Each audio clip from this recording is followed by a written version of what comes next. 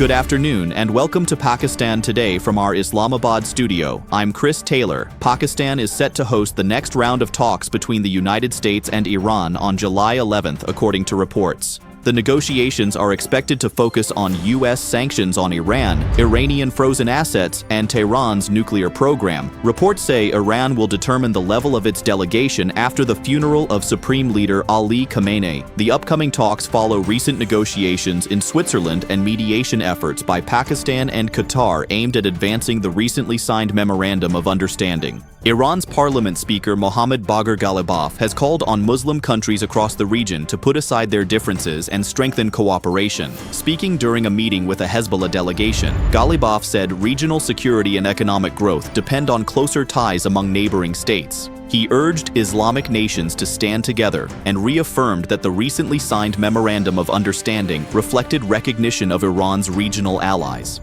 Qatar's Prime Minister Sheikh Mohammed bin Abdulrahman bin Jassim Al Thani and French Foreign Minister Jean-Noël Barrot have discussed the latest developments in Lebanon and wider regional diplomatic efforts during a telephone conversation. The two leaders also reviewed bilateral cooperation and measures to strengthen regional security following the U.S.-Iran Memorandum of Understanding. Meanwhile, most Gulf stock markets closed lower as investors remained cautious over the lack of progress in U.S.-Iran negotiations, although markets in Qatar and Egypt posted gains. Iranian state media says Tehran's Mosala has reached full capacity as tens of thousands gathered for the farewell ceremony of Iran's supreme leader Ali Khamenei.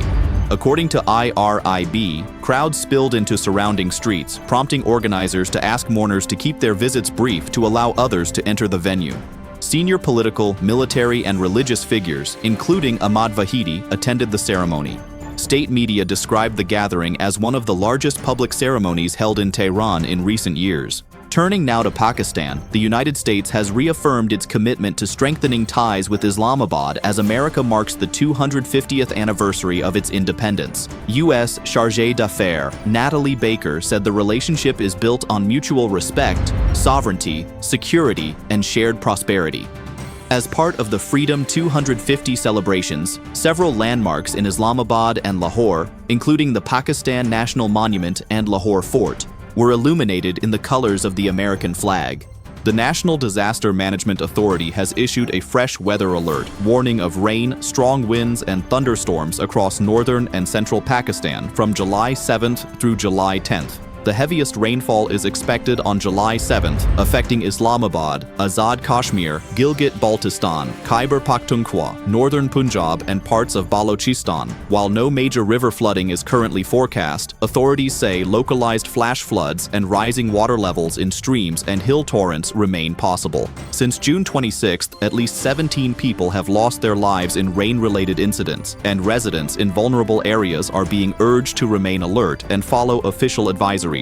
And finally, in sports, Erling Haaland scored twice in the final 11 minutes as Norway stunned Brazil 2-1 to reach the FIFA World Cup quarterfinals for the first time in the country's history. Goalkeeper Orjan Nyland produced a man-of-the-match performance, saving a first-half penalty from Bruno Guimaraes and making several outstanding saves throughout the match. Neymar converted a stoppage-time penalty for Brazil, but it came too late to change the outcome. Haaland's 2 goals brought his tournament tally to 7, drawing level with Lionel Messi, while Brazil suffered its earliest World Cup exit since 1990. That's all for now. You're watching Pakistan Today. I'm Chris Taylor.